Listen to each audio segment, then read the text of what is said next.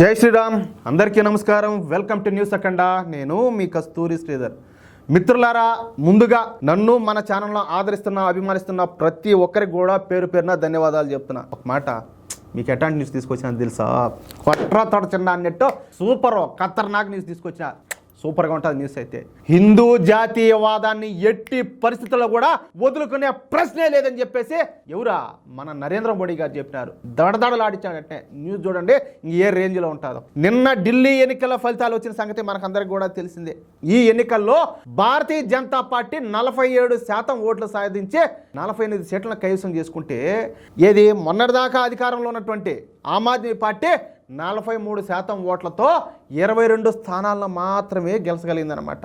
ఇక కాంగ్రెస్ పార్టీ 6% ఓట్లతో సక్సెస్ఫుల్గా మళ్ళా మూడోసారి పెద్ద గుండు సున్నాను సాధించింది. కాంగ్రెస్ పార్టీ ఇలా ఢిల్లీ ఎన్నికల్లో గుండు సున్నా సాధించడం ఇది ముచ్చటగా మూడోసారి. అది మా రాహుల్ గాంధీ గారి గొప్పతనం. అది ఆయన మహానాయకుడు, ఆయన ప్రపంచ స్థాయి నాయకుడు ఆయన కాబట్టే ఆ విధంగా ముచ్చటగా మూడోసారి కూడా గుండు సున్నానైతే తెచ్చుకోగలిగినాడు. ఏమంటారా? కాదని మీరు అనలేరు, నాకు తెలుసు. ఇకపోతే కాంగ్రెస్ పార్టీ హ్యాట్రిక్ కొట్టింది. ఏది ఎట్నే ముచ్చటగా 3 సార్లు గుండు సున్నాలు తెచ్చుకొని. సరే, ఇంక విషయానికి వచ్చాం. నాకు ఇక్కడ ఒకటి గుర్తొచ్చాను. ఏంటంటే, మనం ఏమన్నా పెట్రోల్కో డీజిల్కో పోయినప్పుడు వాళ్ళు పెట్రోల్ కొట్టేవాళ్ళు వాళ్ళు అంటారు, సోదరులు, ఒకసారి 0 చూసుకోండి, ఒకసారి 0 చూసుకోండి అన్నట్టు. అట్టగా మనోడు కూడా మళ్ళా వచ్చింది 0 చూసుకోండి, మళ్ళా వచ్చింది 0 చూసుకోండి అన్నట్టు ముచ్చటగా 3 సార్లు మళ్ళీ 0 చూపించాడు. అది గొప్పతనం అంటే. ఎవరు చేయగలుగుతారు ఈ మాదిరా? చెప్పండి మీరే. ఇకపోతే ఢిల్లీ ఎన్నికల్లో బీజేపీ ఘన విజయం సాధించడంతో నిన్న ఢిల్లీలోని బీజేపీ కేంద్ర కార్యాలయంలో విజయోత్సవ సభ అయితే జరిగింది. మీరు కూడా చూసే ఉంటారు. ఈ సభలో ప్రధాని మోడీ గారు పాల్గొన్నారు. ఈ సందర్భంగా ప్రధాని మోడీ గారు మాట్లాడుతూ ఢిల్లీ ఎన్నికలు ముఖ్యంగా అభివృద్ధికి అవినీతికి మధ్యనైతే జరిగినాయి.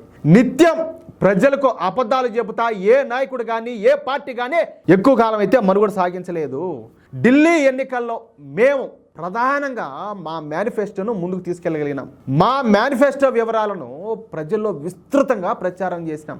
సంక్షేమం, అభివృద్ధి అనే నినాదాలతో మేము ముందుకు పోయినాం. పేద మధ్య తరగతి ప్రజల మనసు దోచుకుని ఈ ఎన్నికల్లో మేము విజయం సాధించాం. ఇదేమీ సామాన్యమైన విజయం కాదు. ఇది 27 సంవత్సరాల తర్వాత వచ్చినటువంటి అతి గొప్ప విజయం. స్వాతంత్రం వచ్చినాక దేశ రాజధాని ఢిల్లీతో పాటు దాని చుట్టూ ఉన్నటువంటి హర్యానా, రాజస్థాన్, ఉత్తరప్రదేశ్ రాష్ట్రాల్లో భారతీయ జనతా పార్టీ ప్రభుత్వాలు అధికారంలోకి వచ్చినాయి. దీని మూలంగా దేశ రాజధాని అయినటువంటి ఢిల్లీ మొత్తం అభివృద్ధి చెందుతుంది. ఢిల్లీ ప్రాంతం మొత్తాన్ని అభివృద్ధి చేసే బాధ్యతను నేనే స్వయంగా తీసుకుంటానని చెప్పేసి మోడీ గారు హామీ ఇచ్చారు. ఆయన మాట ఇచ్చాడంటే ఇంకా శిలాశాసనమే అది. ఏమంటారా? ఇకపోతే ఈ ఢిల్లీ ఎన్నికల్లో మేము అంటే భారతీయ జనతా పార్టీ సంక్షేమం, అభివృద్ధి గురించి ప్రచారం చేసినాం. కానీ కోర్ వాల్యూస్ను వాటిని మాత్రం మేము ఎట్టి పరిస్థితుల్లో కూడా వదులుకోవాలా. అంటే మా హిందుత్వ నినాదాన్ని మాత్రం మేము వదులుకోలేదు.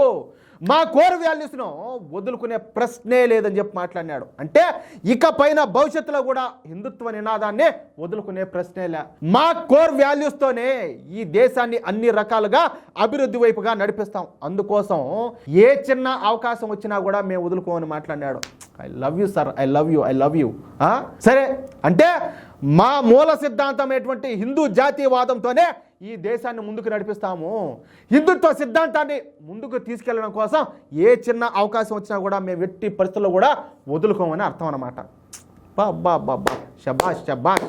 అంటే తాము ఢిల్లీ ఎన్నికల్లో అభివృద్ధి, సంక్షేమం గురించి ప్రచారం చేసినప్పటికీ తాము మాత్రం బీజేపీ మూల సిద్ధాంతమైనటువంటి హిందుత్వం, జాతీయవాదాన్ని మర్చిపోలేదని, ఇక భవిష్యత్తులో కూడా మర్చిపోయే అవకాశమే లేదని చెప్పేసి నరేంద్ర మోడీ గారు పరోక్షంగా సూడో సెక్యులర్లకు పళ్ళు రాలిపోయేటట్టు ప్రతి ఒక్కరు కూడా బాగా అర్థమయ్యే రీతిలో తెలియజెప్పినాడు. ఇకపోతే ఈ ఢిల్లీ ఎన్నికల్లో కీలక పాత్ర పోషించినటువంటి మరొక విషయం యమునా నది. ఈ యమునా నదికి సంబంధించి నేను గతంలో కూడా ఒక 2-3 వీడియోలు చేసిన, మీరు చూసే ఉంటారు.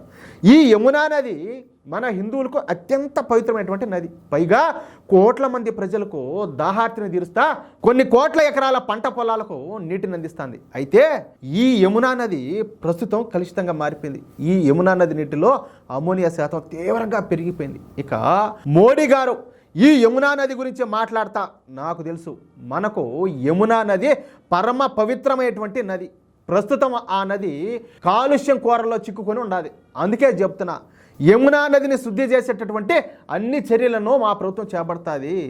యమునా నదిని శుద్ధి చేయడానికి ఎంత కష్టం చేయాల్సి వచ్చినా, ఎన్ని నిధులు అవసరమైనా ఖర్చు చేయడానికి మేము సిద్ధంగా ఉన్నాం. నేను హామీ ఇస్తున్నా, మళ్ళీ యమునా నదిని స్వచ్ఛమైన జీవనదిలా మార్చే బాధ్యతను నేనే తీసుకుంటానంట ప్రధాని మోడీ గారు స్పష్టంగా తెలియజేశారు. మీకు అందరికి బాగా తెలుసు గంగా నది ముందు ఎట్లా ఉన్నిందో, అదే మన నరేంద్ర మోడీ గారు వారణాసిలో పార్లమెంటు సభ్యుడిగా పోటీ చేసిన తర్వాత ఈ గంగా నదిని ఇదే విధంగా శుద్ధి చేసే కార్యక్రమాన్ని మొదలుపెట్టారు. మన వాళ్ళు పోయి గంగా నదిని శుద్ధి చేస్తే ఈ కాంగ్రెస్ పార్టీ వాళ్ళు ఈ ప్రియాంక గారిని నీళ్ళందరూ పోయి అడిగి నీళ్లు తాగినారు. ముందు ఆ పరిస్థితి లేదు. ఈ శవాలన్నీ గాల్చి తీసుకుపోయి ఆ గంగా నదిలో పారేయడం, రకరకాలన్నీ చేయడం దారుణంగా ఉంది. అట్టాడిది మోడీ గారు వచ్చిన తర్వాత మనం ఏం చెప్పేది, ఓలే పోయి నీళ్లు తాగుతారు. అదేవిధంగా ఈ యమునా నది నీళ్లు కూడా ఈ ఆమ్ ఆద్మీ పార్టీ వాళ్ళు కావచ్చు, ఈ కాంగ్రెస్ పార్టీ వాళ్ళు కావచ్చు తాగే రోజు వస్తుంది. ఆ విధంగా మోడీ గారు తయారు చేస్తారని చెప్పేసి నాకు నమ్మకం ఉన్నది, నేను నమ్ముతున్నా. ఏమంటారా మిత్రులారా? ఈ న్యూస్ కనుక మీకు నచ్చినట్లయితే, అదేవిధంగా నేను చెప్పిన మాటలతో మీరు ఏకీభవిస్తే ఈ న్యూస్ను తప్పనిసరిగా నలుగురికి షేర్ చేయండి. అలాగే ప్రతి ఒక్కరు కూడా మీ యొక్క అమూల్యమైన అభిప్రాయాలను ఖచ్చితంగా కామెంట్ చేయండి. ఇంతవరకు మన ఛానల్ సబ్స్క్రైబ్ చేసుకోకపోతే ప్రతి ఒక్కరు కూడా సబ్స్క్రైబ్ చేసుకోండి. మీ సపోర్ట్ మాకు చాలా చాలా చాలా చాలా అవసరం. ప్లీజ్ సపోర్ట్ చేయండి. జై శ్రీరామ్.